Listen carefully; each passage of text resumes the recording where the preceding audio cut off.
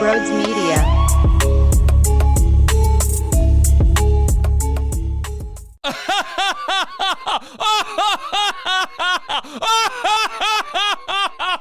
The Phillies are up 1-0 in the NLCS. Kyle Schwarber, first pitch swinging. We all know, everybody at Citizens Bank Park, they were on the edge of their seats because it was only a matter of time. He would not go quiet in the NLCS. Last year, he became a monster. This year, he gets to Gallon, and I'm sure Gallon is going to spend hours and hours, countless hours, staring at the wall because he got abused today. His manager knows it. Everyone in South Philadelphia knows it. Everyone at Bishop Eustace knows it. Everyone at Gloucester Catholic knows it. He got crushed. They got to their ace, and that's the power of this lineup. I got a buddy out in Arizona. I was telling you about him on one of the preview pods when he's like, oh, yeah, Arizona, you're coming. Dude, he thought that the only way we were having that level of success on fastballs is because that they were tipping pitches. I said, dude, no, this is Bryce Harper. No, this is Kyle Schwarber. No, this is Nick Castellanos. This is what this team does. All right, now when it became 5-0, because of course Bryce does it too. Oh my God, that first inning was so damn electric. And Zack Wheeler, sensational. A broken bat single. Then what? Then what? Tell me, please. I'm waiting. Tell me. Was it 16? Was it 15? I forget. I hate math. But it was a lot of batters in a row that didn't stand a chance. My favorite? Probably Wheeler versus Gurriel. For some reason, that one stands out to me. And the broadcast even mentioned it throughout. You know what sucks when you're the hitter and you know a fastball's coming? You know something's coming and you can't do a damn thing about it? That was Zack Wheeler on the bump today. This guy's doing legendary stuff. Not just great, not just awesome, legendary stuff with his whip. Dude, he dominates. Every time he grabs the ball in a postseason game, all I know is Zack Wheeler domination. He's doing it at the top of the elite class. Give the guy the damn respect that he deserves because nobody does. Because it's not as if the baseball world talks about his level of gross stuff the way that they should. And I think the last few years have really put him on the map. I think finally, we are getting to that point where he's getting the national recognition that he deserves. I love this man. I really do. And I thought Rob handled the bullpen very well. Yes, you take him out of the game after the 6th inning. Because Sir Anthony sucked in that double play ball, dude, throw the ball to second base. At everything that happened tonight, we could discuss JT Realmuto grounding out into a double play when you want to pour on more runs. There were a couple examples of when they stranded guys on and they could have blew it out, but instead you keep the Diamondbacks in striking distance. What irked me the most and what makes my blood boil the most is Sir Anthony Dominguez. I mean, you get a guy on first base, which is troublesome in its own right, but now you get the perfect double play ball. You had plenty of time. You could have set your feet, make the throw. Instead, you pull Bryson Stott off the bag. The guy tries to go Superman, and it goes into the outfield. Like, dude, come on. Don't make your teammate go Superman. Hit him in the damn chest. That 9th inning Craig Kimbrell double play ball, though, was so filthy. My favorite's catching all the reactions. Alec Pope, Craig Kimbrell. It's always dicey with Craig, but Craig finds a way every single outing, man. Every single outing, he is super, super sharp. I thought that Rob, though, managed it very well with Zack Wheeler. I know the home run barely went over the wall. That thing, I don't think even touched the first legitimate seats of fans. That's how much it barely tiptoed its way into a 2-run shot. And unfortunately for us, we're dealing with the bottom of the lineup at that rate. So you wonder, okay, is this going to get out of hand? Because now their top dogs get going, whether it's Carroll, whether it's Kelly, whoever it is. All right, well, well, guess what, Zack Wheeler, even though there was a loud out to center field and Rojas makes the catch. And how about that catch out in right field by Nick Castellanos? You didn't hear anything from Rojas? I don't know. I don't know exactly what happened out there. He took his eye off the ball and then caught it again. Holy hell. That was my reaction, though, when I saw that second home run in the Bryce Harper one. Dude, I swear to God, I almost lost years off my life because of the celebration. My dog was scared of me. She ran to the bedroom. She curled up into a little ball. But I'm sorry. I mean, I can't handle myself. We're talking an NLCS game 1, and the place is exploding because you start off with the 5-0 lead. You know? Like, damn, dude. 5-0. Place was on 1,000 as it should be. One of my buddies, actually, was on TV. Like, they showed the crowd, and they were showing them all hype after a strikeout. And here he is, zooming in over the dugout-ish. And I'm like, dude, that's Gibbs. I'm jealous of every single person there. What else happened? Oh, Marsh got thrown out at home. I don't know. I saw people doing the super slow-mo to see if he actually got his hands in there. Probably very close. Something tells me, though, that it was the proper call. I think we're really reaching and really grabbing onto something that wasn't really there. But that was unfortunate. So, yeah, you know what? Arizona did creep back into things, and that's what they do. That's what the broadcast would say, right? This is that team. That team, if you give them life, they will take it. At one point, they made it seem like with the Phillies with a couple-run lead going to their top-end bullpen pieces was a bad thing for the Phillies. I'm like, hold on a second. What? What are you even talking about? Well, if the Phillies go 1, 2, 3 again in this half of the inning, they're going to be in trouble. What? They have the lead. They have the lead, and they can go to Jose Alvarado. They have the lead, and they can go to Craig Kimbrell. Are you dumb? Are you dumb? And they're doing this on our soil. Okay, yeah, the people who are also giving all the props in the world, that the 45,000 don't stop standing up the entire time, and their first pitch strike is just as loud as a massive double play or just as loud as a solo home run. That Kyle Schwarber one, though, was so loud. We were all anticipating it. We saw the NLCS numbers from last year. We knew it was going to happen. Just, hey, Zach Gallen, don't throw me ball. There's a meatball. There's a meatball. There's a meatball. This team tears the cover off the ball. That's what they do. So I hope we kind of scared them. I hope we scared them. Because now there's more probably in his head as he thinks about his next start against this team in this series. Winning game 1, though, incredible. With the chance to go up 2-0 with Aaron Nola on the bump, I like my odds before you fly to Arizona. Now, if you were smart, you'd listen to me. And I've only been preaching it for what? Over a month now? Month and a half or so now? Let's use our brain power. Let's go to MyBookie and check out all of their fantastic odds and look at their sports book to find player props that you like. The money line Phillies, I put it out on social. Again, we are on a massive high. So what you should do is sign up on MyBookie, utilize promo code BRODES. You get a wonderful deposit bonus, which gives you extra cash into your account instantly. And when I tell you, we will continue this stretch, you should join the train. I'm telling you that right now. I'm telling you, do it right now. Sign up. Let's have some fun, man. And look, there's a MyBookie money bag right now to grab a potential Super Bowl frontrunner at long shot odds. I'm talking plus 38,000 on the Eagles and Chiefs. Okay, you won't find odds like that anywhere else. So bet anything, anytime, anywhere, only with MyBookie. That's promo code BRODES. Link is down below in the description. Join the family. It's a fun one. Did Craig Kimbrell get some love on the bottom half of that plate in the 9th inning?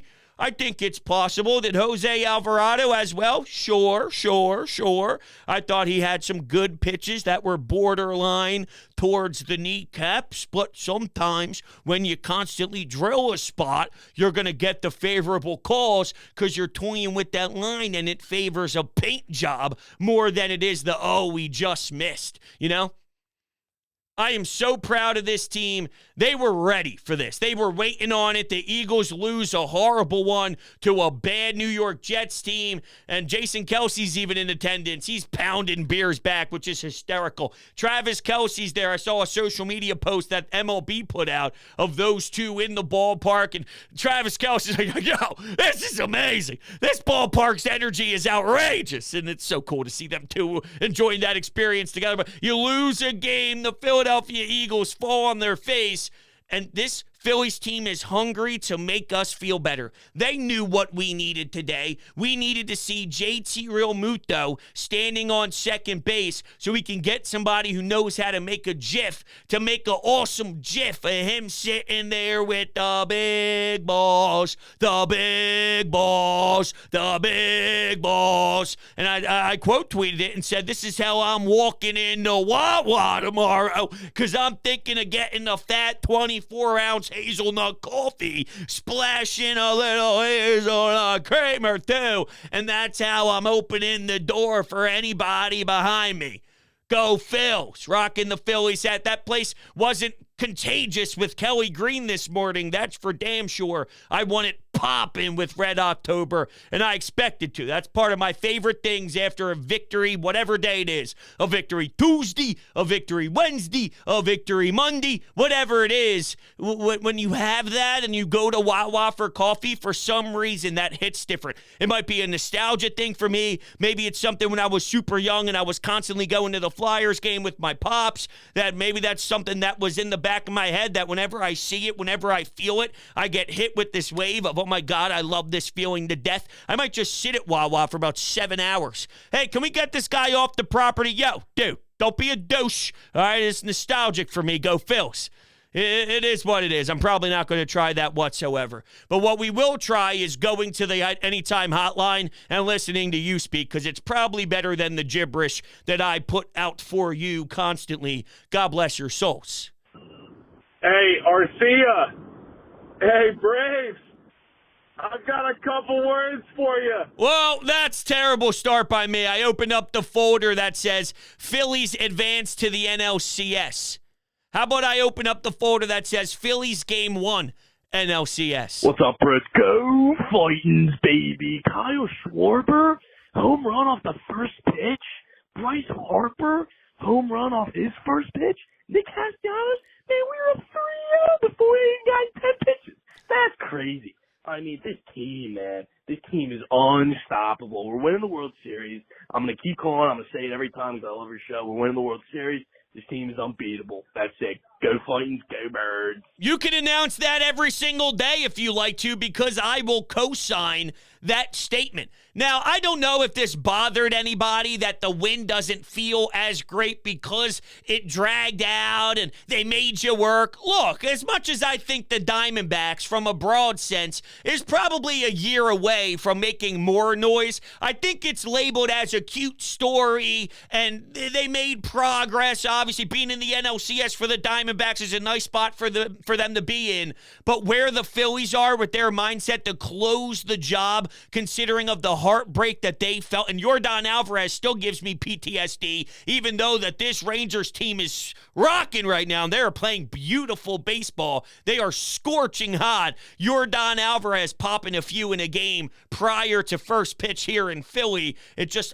unsettles me a tad, just saying. But this Phillies team is wired in a way that I don't think the Diamondbacks can match. I just don't. So with that, even though the Diamondbacks are in that category for me, I do think that when you're this deep into the season, there's a reason why you are here.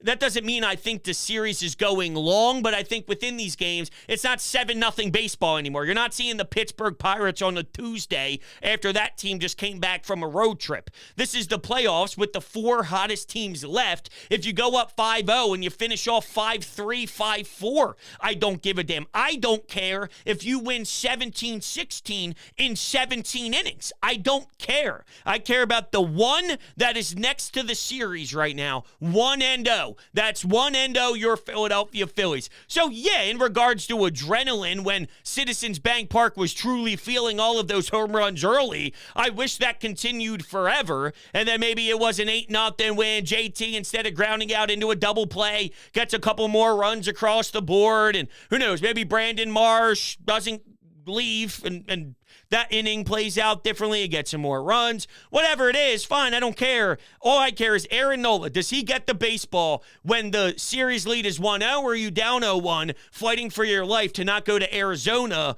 with your back against the wall, essentially, as there's 3 straight games in Arizona? And the fact that we're discussing the one that I prefer and the one that I demand, it's so good. And this offense that this team is providing right now, specifically someone like Nick Castellanos. Wrong button. Nick Castellanos has the biggest ball sack ever. I'm a failure. That's what I am today. I apologize. I'm a failure. Screwing up twice in a show is extremely disappointing. Extremely disappointing. But the Phillies don't fail. And because the Phillies don't fail, that's all that matters, baby. That's all that matters. This team continues to win.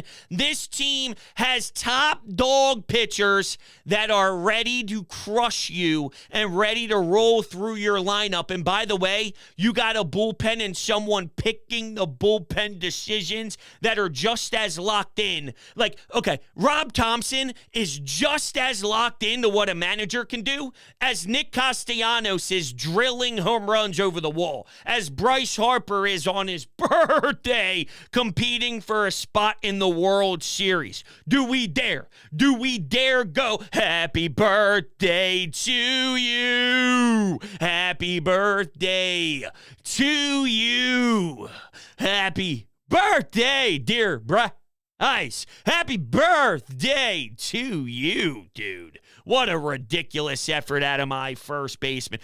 Why? With Trey Turner on second base, do you think it's a good idea to actually pitch to Bryce? And what did Bryce do with that at bat? He put it right into right field, and here's Trey Turner hustling his ass off, getting to home. Now you add more insurance. Now you have a bigger lead. Why would you ever in a million years think that it was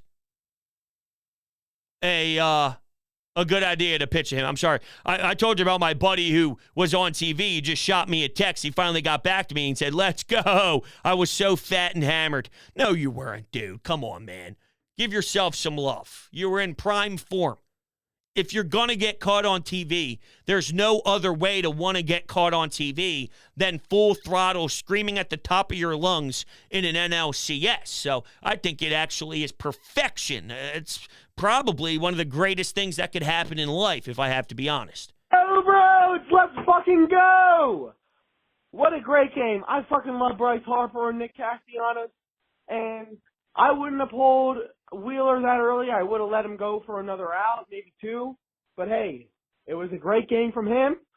Solid game from Kimbrel. I love Jose Alvarado. I love this team.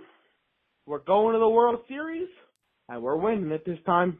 Let's fucking go, bros. Go Phils. I love the confidence and the arrogance, but it should be had when your team performs this well. I do want to push back on the Zack Wheeler thing, only because they did the opposite last time, and you all hated it. You all despised the decision of putting Zack Wheeler back in the game. Well, you should have noticed that he didn't have his top stuff. You should have noticed that he was leaking oil. When Zack hits that wall around the 6th inning, it's time, Topper. Don't wait. Don't play around with games. That happened the last time. Like, literally, the last time we were on the other side of this, and nobody liked it because the results bothered them. I don't get the flip-flop every time. look at a philosophy. Do you agree with philosophy X or do you not agree with philosophy X? With this one specifically, he gives up a 2-run shot. I like the idea of taking him out. Now, there's times where I got no problem. Like, I could live with both. I could have lived with what Rob Thompson did the last time. I could agree with what he did this time. It's Zack Wheeler. Do you see the numbers Zack Wheeler's provide? And now that there's more of a sample size of maybe what this 6th inning looks like, there's more data, right? So use that information to your advantage. Now I will judge differently because of a certain pattern. So it does change on the fly, and it does change as we gather more and see more outings. But ultimately, you could sell me any day of the week that Zack Wheeler gets extra than everybody else, whether you fail or survive with your best guy. I can live with that. That's like with Jalen Hurts with the ball in his hands at the end. People were demanding them to punt it and then play the long game with the defense because they were balling out against the Jets. If you told me game online, you have Jalen Hurts with the football, sign me up. Sign me up for the best with the ball in their respected sport. So I could live with it. But I think it's too easy to say, oh, you should have kept him in. No, you shouldn't have. I think he did that perfectly. The last time he let him go longer, it wasn't great. So you read that. You felt that. You saw that. You've experienced that. What can I do the next time around the block? We're not playing games. And that's why my biggest issue is, even though it did get closer and the game got tighter, Sir Anthony, I need you to make the double play ball. I need you to throw the ball to second base so we can get a standard, basic, routine double play, and we don't mess around with all that trash afterwards, because now you're mixing up what you would have done with Jose Alvarado. Now he's starting sooner, and he's getting up, he's going down, he's getting back up. Now you're basically having everything else affected because of one poor throw to second base. And you can see how quickly things change in this. It takes one rip of the bat, and then everything kind of falls apart. Oh, man, bros. What a great performance in Game 1. Kyle Schwarber, Harper, first pitch. Are you kidding me, man? And I know you said it time and time on the podcast again and again, but Nick Castellanos has the biggest ball sack in all of Philadelphia, man. Oppo Taco, let's go. This has been the formula all year for this team. Win Game 1. We got Noah on the mound tomorrow. I got a great feeling. Let's go, Phils, baby. Yeah. Nick Castellanos has the biggest ball sack ever. Was that a LA night? Yeah, I hope I'm right. Now, if that just so happened to sound like that and you're not a WWEsman, then I apologize, but I need to know. I want you to text the Anytime Hotline. I want you to text the Anytime Hotline with the personal text right now if you, the caller who just called in. And the problem is, hold on, I do have the phone number. I was going to say someone could lie to me and just start texting me messages and then not being the right person and saying things and I don't know what to believe. But I do have the phone number right here from the message that was recorded. I need to know if that was a L.A. night. Yeah! I need to know. It sounded like it, and it's great. I'm all in on the L.A. night train. I'm all in. Nick Castellanos, though, with the biggest ball sack ever. His post-game interviews get me fired up. It was actually kind of funny to hear people who don't get to see the day-in, day-out Nick Castellanos, who we learned is this level of personality. But I guess I didn't really know that until he swapped uniforms. When he was playing for Cincinnati, I didn't know the way he spoke to media members. And maybe he didn't, right? It's a different media outlet. It's a different city. It's a different brand. It's a whole new ball game when you're in the lights of Philadelphia. So maybe there was more time and more availability and deeper runs, and everything's a little bit more under the microscope because they continue to win. You know, I just want to make sure that that's noted. They continue to win. They win a lot of games. They continue to win series. They're going to the World Series. They're winning in the NLCS right now. Like, this is what they do. They win a lot of baseball games. But, man, the national media had no idea that that's how he was, whether he's dropping F-bombs on MLB Network or when someone's giving a statement just praising his greatness. Where's the question? When John Clark is interviewing him right now on the sidelines, when you flip over to NBC Sports Philadelphia to check out the postgame, oh, baby. I get that big jolt and that big rush of electricity that flows through my body. What up, bros? Huge win for the Phillies tonight. It was absolutely necessary. They needed to win tonight. Game 1. If you got Game 1 in the best of 7 at home, you have to take it. And that's what we did. Overall, pitching was pretty solid. with the exception of Sir Anthony's error in the 7th inning, the pitching was very solid. Thompson took Wheeler out at the right time after the 6th inning after giving up a 2-run shot. Alvarado did great. Kimbrel did great. Yeah, the tying run came to bat in each of the last 3 innings, but the bullpen was solid, and I'll take it. The only thing, though, the Phillies, they got to do better with runners on base. They got to drive runners in. They should have scored 7 runs tonight at least, but they didn't. They had plenty of opportunities, a lot of traffic on the bases.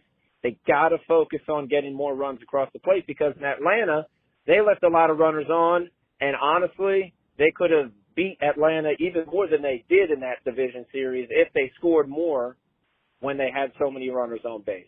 I just don't know if that's ever changing, right? I mean, how deep are, at this point, they're literally one of the last 4 teams standing, and we're still discussing the same problems that we had in the first series, second series, third series of the entire season. So ultimately, hey, I hate to break it to you, but I don't know if this is going anywhere. It's, okay, instead of getting 1 run, can you get 3? You may have left 5 on the board. I'm saying you could have had 5 at the end of the inning. Instead, you only get 3, but at least it's not 1. You know, you find that middle ground. Instead of getting 1 run, you at least get 2 runs, and then the next inning you could have had 4 runs, but instead you get 2 runs, so now you're up 4-0, and you're in a comfort spot, something along those lines. I don't know if this Arizona Diamondbacks team, though, is ready for this, and it is a different world here in Philly.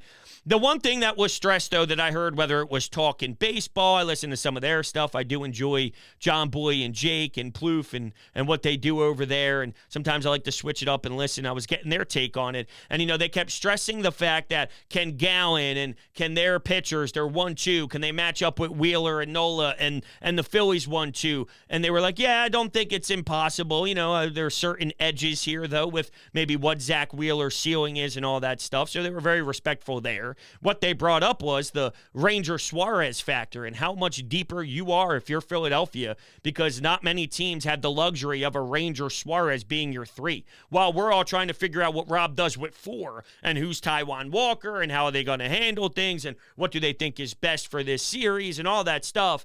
Well, you know, your advantage is you have a Ranger. And I bring that up because if with Game 2, Aaron Nola shines and you do something similar to their number 2, what left do you have to hang your hat on? I want to embarrass them and then leave them so much doubt. Like, hey, we gave them our best shot. We gave them our top 2, and they put up 5. They went 5 innings, 5 earned. What are we supposed to do about this? Because we're clearly a step or 2 behind. You can pump your best stuff all you want.